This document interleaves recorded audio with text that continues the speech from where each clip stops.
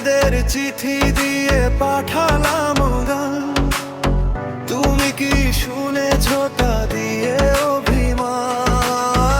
এক চিলতে রোদ্দুর হয়ে তুমি এলে, সবটুকু অন্ধকার দূরে চলে যায়। হৃদয়ের সীমানায় রেখেছি তোমায়, তুমি ছাড়া মনে কেউ তো পার না।